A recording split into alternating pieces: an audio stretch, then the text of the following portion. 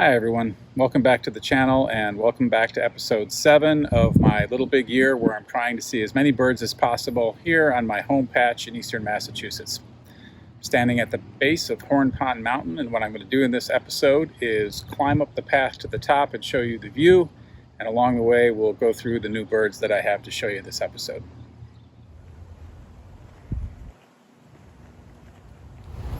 So just a reminder of the ground rules for my Little Big Year, which are pretty simple.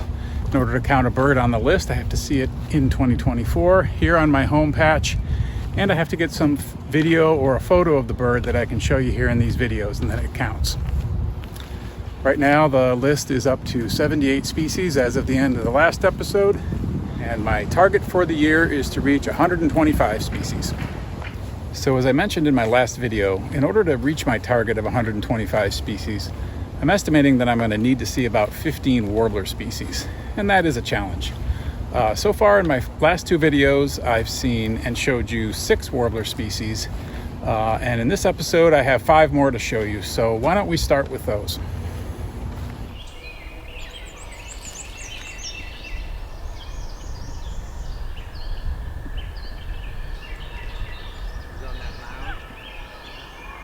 First up is this Ovenbird, which is an unusual kind of warbler in that it spends most of its time walking around on the ground instead of flitting around in the trees.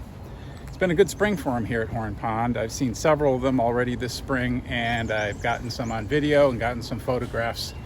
I was particularly pleased to catch this one perched up on a branch so that I could get some pretty close-up video of it.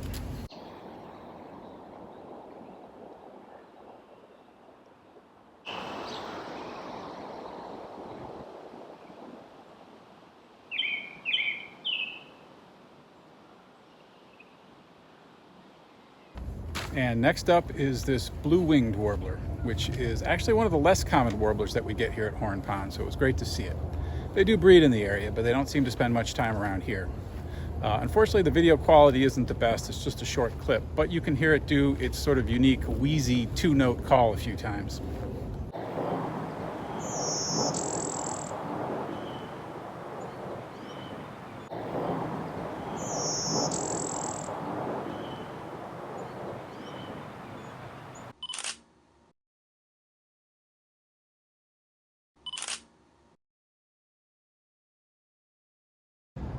Oh man, we're getting to this point in this path where it feels like it's going up at about a 45-degree angle. It's not ideal for narrating video. Just a second. Next is a Wilson's warbler, which is another one of the less common warblers that we get here at Horn Pond. This one was flitting around in some very heavy underbrush along a narrow path, and I spent about half an hour trying to get video and photos. In the end, I got one good photo, which I'll show you here. Good enough to put it on the list. Wilson's warblers look a lot like yellow warblers, but the male has a cute black cap on the top of his head, and that's a distinctive field mark that lets you tell the difference. Northern Parula's are probably the second most common warbler we get in migration here in the spring, after yellow rump warblers. They're a busy little warbler that can be seen flitting around in the treetops. Not the easiest ones to photograph, but I have been seeing or hearing about 10 of them on my walks lately, which is nice. I'm definitely going to miss them when they're gone in a few weeks.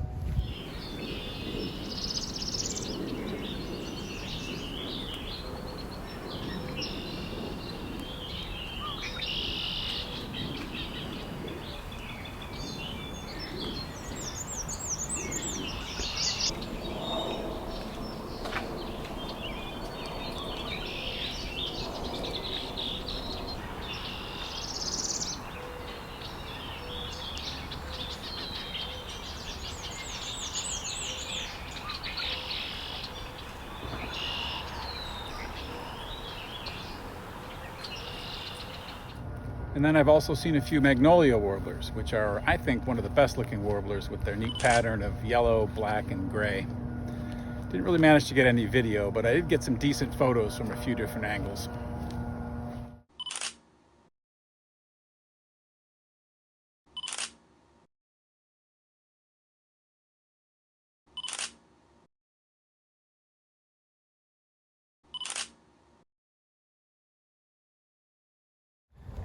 So that brings the warbler total up to 11 for the year, so we're making some progress.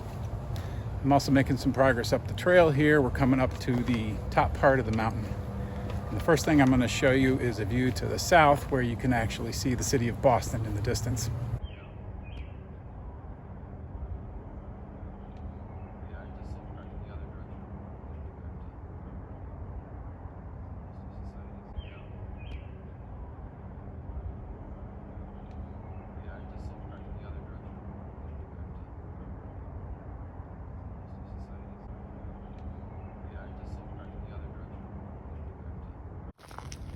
So that's the view to the south away from my home patch. In order to get a view of the main pond and the rest of my home patch, we need to walk a little way along this trail and get a view to the north. While we're doing that, let's keep going with the birds. A really great bird that I got on video a couple times in the last week is Scarlet Tanager, which I think, and a lot of people think, is one of the most breathtaking birds in North America. The male Scarlet Tanager is just this amazingly intense red color. It actually looks as if they're glowing, like they have a light bulb inside them that's just lighting them up. It's really incredible, especially when you see it in the field. I'm not sure if the video really does it justice, but if you ever get a chance to see one, particularly in the spring when their feathers are fresh, it's really amazing.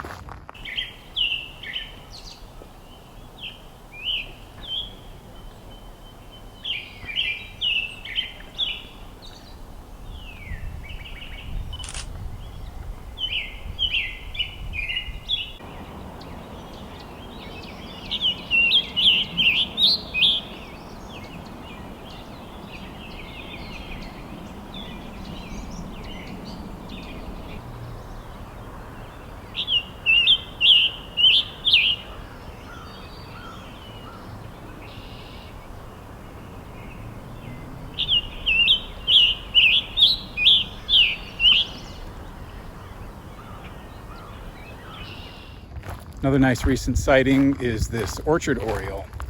They're breeders here at Horn Pond, but they're not as common as the Baltimore Orioles, and it was really great to get this one close up.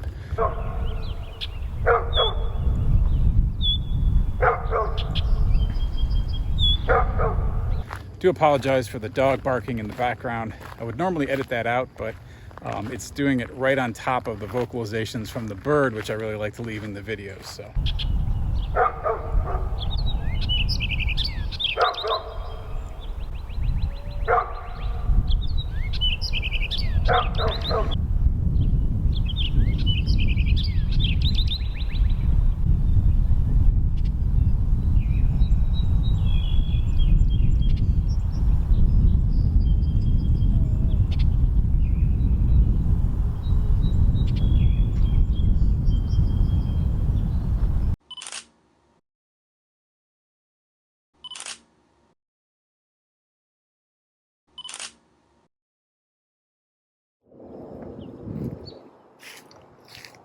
So here we are up at the top, and you can see the southern end of Horn Pond there, and where I was standing at the beginning of this video was right down on the pavement down there.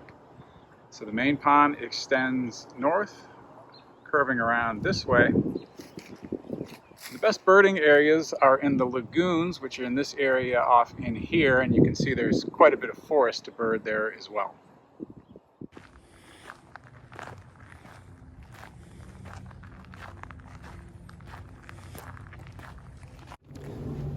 So this green heron showed up and gave several birders nice close-up views of it right along one of the well-birded paths here.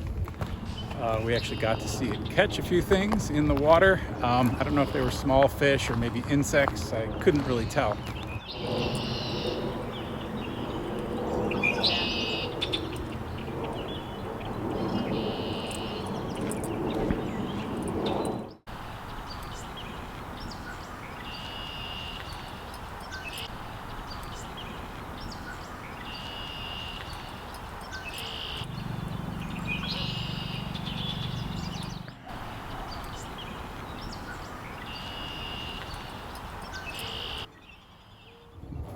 One bird that you always know when it's around is the great-crested flycatcher.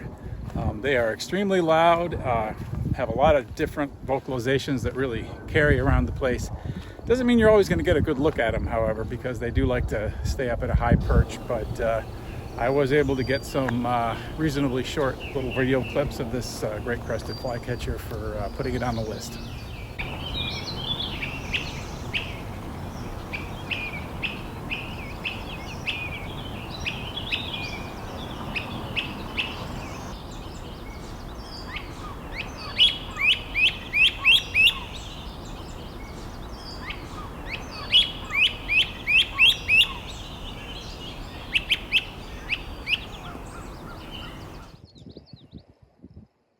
And then right here is the side of the mountain that's less steep, the side that faces to the west here.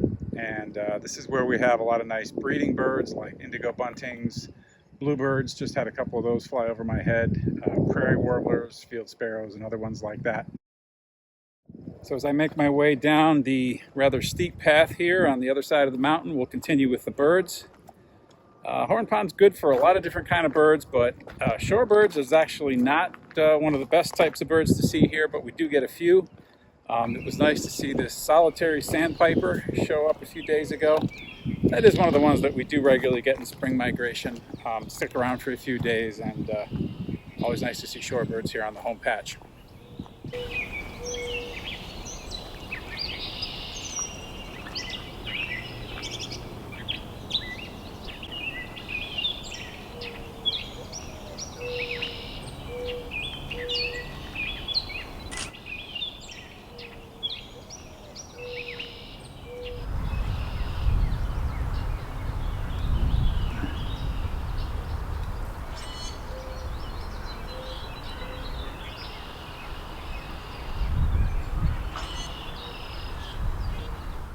Another reasonably common bird here on the home patch is the swamp sparrow.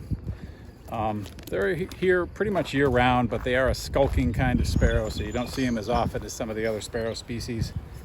If you remember the Lincoln sparrow that I showed you in the last video, feeding from a little creek here, this swamp sparrow here is actually in exactly the same location.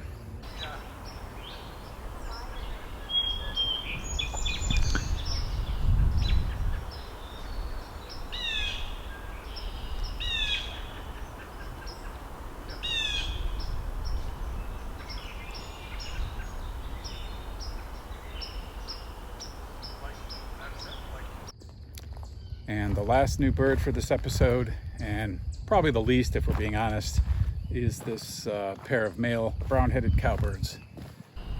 Brown-headed cowbirds are nest parasites, meaning they lay their eggs in the nests of other birds, and then they get free foster care as the other birds raise their chicks up themselves. So they're not the most popular birds out there, but they are kind of interesting looking, and did get some nice footage of them here, kind of posing and preening on this perch.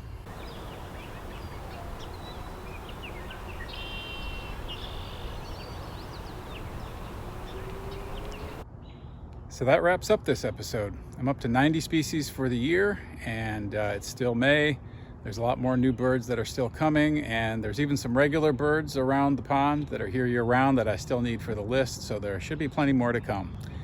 If you enjoyed this video, I'd really appreciate it if you'd subscribe to the channel. Thanks for watching, and see you next time.